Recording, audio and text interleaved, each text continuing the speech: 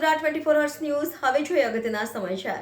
જો ભૂલથી પણ પોતાની ટુ વ્હીલરની ચાવી ગાડીમાં ભૂલી ગયા તો 100% યુનિવર્સિટીમાંથી ગાડી ચોરાઈ જશે। વડોદરાની એમએસ યુનિવર્સિટીમાં છાશવારે વાહનો ચોરીના બનાવો બનતા હોય છે, ત્યારે યુનિવર્સિટીમાં કરોડોને ખર્ચે લગાવેલા સીસીટીવી માત્ર શોભાના ગાંઠિયા સમાન છે। ત્યારે વધુ એક બનાવ આર્ટ્સ ફેકલ્ટી કેન્ટીન પાસે બન્યો હતો, જ્યાં બે બહેનો લાઇબ્રેરી ખાતે બુક્સ લેવા માટે આવ્યા હતા અને પોતાની ચાવી એક્ટિવામાં જ ભૂલી ગયા હતા। ત્યારે 8 ફેકલ્ટી પરથી એક્ટિવા ચોરાઈ જવાનો બનાવ બન્યો છે। ત્યારે એક વાત ચોક્કસ છે કે જો યુનિવર્સિટીમાં ચોરીના બનાવો તો બની જ રહ્યા છે અને બેફામ ચોર ફરી રહ્યા છે। તમે જો ચોરીનો ખુલ્લો દોર આપ્યો તો ચોક્કસપણે તમારી ગાડી ચોરાશે, તે વાત નક્કી છે।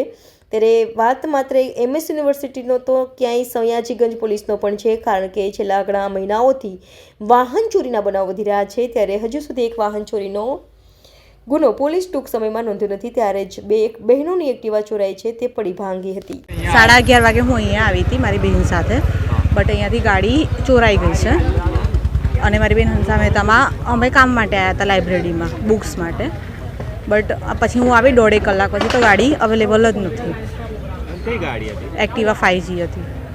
હવે પોલીસ કમ્પ્લેન્ટ ના, હજી નહીં કરી, અમે હમણાં તો શોધી જ રહ્યા હતા। અમે અમારા FR અને GR સાથે વાત કરી કે અમારી ગાડી આવી રીતે થયેલી છે, તો પછી હું આવી હવે જઈએ છીએ અમે પોલીસ સ્ટેશન। પ્રિયંકા। વાત કરીશું ફેકલ્ટી ઓફ આર્ટ્સમાં એક વિદ્યાર્થીની અભ્યાસ કરે છે। ફેકલ્ટી ઓફ આર્ટ્સના પાર્કિંગમાં તે વિદ્યાર્થીની દ્વારા એ બેન દ્વારા ગાડી પાર્ક કરવામાં આવી હતી। એક્ટિવા વાહન હતું, પરંતુ થોડાક સમય પછી જ્યારે ઘરે પ્રસ્થાન થવા માટે નીકળી ત્યારે તેની જે એક્ટિવા છે, જે વાહન છે તેનું તે એને નજર ના આવ્યું। એને સિક્યુરિટીને જાણ કરી ત્યારે સિક્યુરિટી દ્વારા પણ એવું જ જવાબ આપવામાં આવ્યું કે તમારું વાહન ક્યાં ગયું અમને ખબર નથી। સ્વાભાવિક વાત છે કે હજારો વિદ્યાર્થીઓ કેમ્પસમાં આવતા હોય તો સિક્યુરિટી પણ કોઈ એક વિદ્યાર્થીને પકડી રાખતી ના હોય, પરંતુ વાત કહીશું કે આ જે ચોરીની ઘટના બની છે, જે વિદ્યાર્થીની જે એક્ટિવા જે હાલમાં ચોરાઈ ગઈ છે, મહિનામાં આ બીજી વાર ઘટના બની છે ફેકલ્ટી ઓફ આર્ટ્સની કેન્ટીન। આમાં જોવા જઈએ તો મુખ્યતઃ 50 થી 70% જે લોકો હોય છે તે લોકો કેમ્પસના બહારના હોય છે, જે લોકો પાસે આઈડેન્ટિટી કાર્ડ હોતું જ નથી। એવા અસામાજિક તત્વો, એવા લુખ્ખા તત્વો અહીં આવીને બેસે છે અને આવી ઘટનાને લોકો અંજામ આપતા હોય છે। મારામારીની પણ ઘટના બનતી હોય છે। તો જો સિક્યુરિટી પ્રશાસન અને યુનિવર્સિટી વિજિલન્સ પ્રશાસન આઈ કાર્ડ ચેકિંગનું કાર્ય હાથમાં ધરે તો આવી જે ઘટનાઓ છે તેને આપણે રોકી શકીએ છીએ, કોઈ પણ અંજામ ના આપી શકે।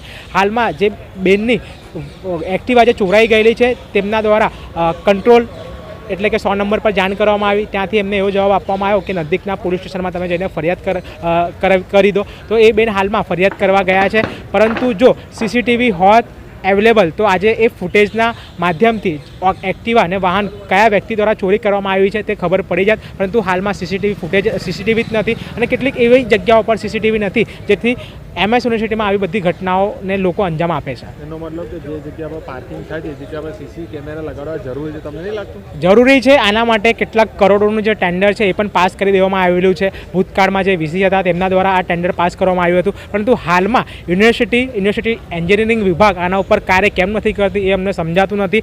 યુનિવર્સિટીમાં સૌથી પહેલી પ્રાયોરિટી વિદ્યાર્થીઓની સેફ્ટીને આપવી જોઈએ, કેમ્પસ સેફ્ટીને આપવી જોઈએ, તે કોઈ પણ પ્રકારનું સેફ્ટી અહીં દેખાતું નથી। Pankaj Jaiswal, FR MS university.